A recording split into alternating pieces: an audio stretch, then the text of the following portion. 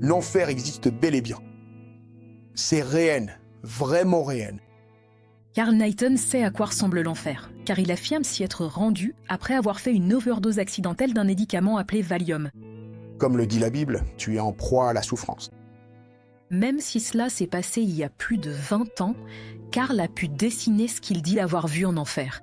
Celui du milieu, ils essaient de sortir du feu, mais il n'y a aucun moyen pour eux de s'en échapper. Il n'y a aucun espoir pour eux. Il n'y a aucune issue pour eux. Carl a grandi dans une famille chrétienne où on lui avait appris que le paradis et l'enfer étaient des lieux réels.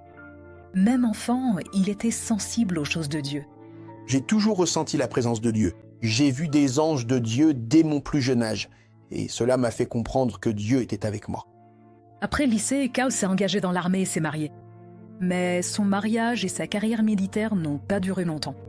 Le chef de peloton, le sergent de peloton et le chef de groupe venaient me voir et me disaient tu ne fais pas ton travail, tu devrais faire mieux que ça et tu n'atteindras jamais le grade suivant. Alors j'ai vraiment commencé à être frustré.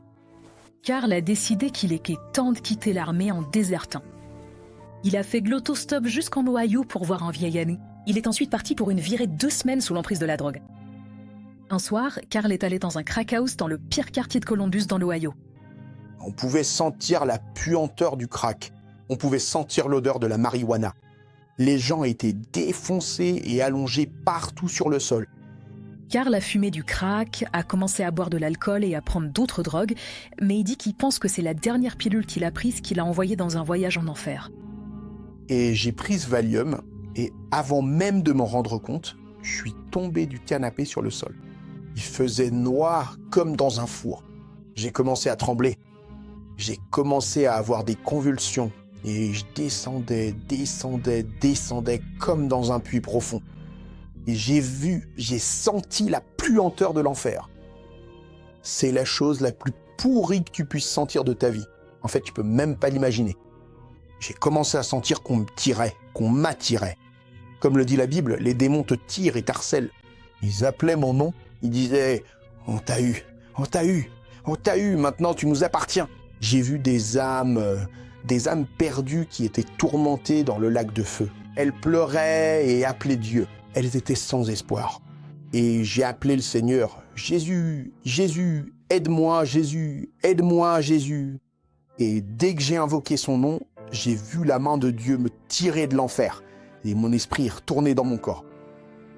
Carl dit qu'il est resté en enfer plus d'1 demi-heure. Je tremblais, je frissonnais et j'ai tourné la tête vers la droite. Et ils ont dit que j'étais là et ils ont dit que j'y étais resté entre 30 et 35 minutes.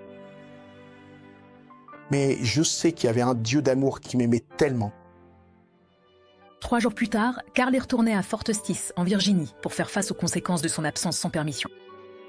Il a été rétrogradé et confiné à la caserne pendant 1 mois. Pendant cette période de solitude, il a complètement remis sa vie à Jésus-Christ. J'ai immédiatement demandé au Seigneur de me pardonner, de me repentir, de laisser ses péchés derrière moi et d'aller de l'avant. Et j'ai vraiment redonné ma vie au Christ après cela. Aujourd'hui, Carl s'est remarié.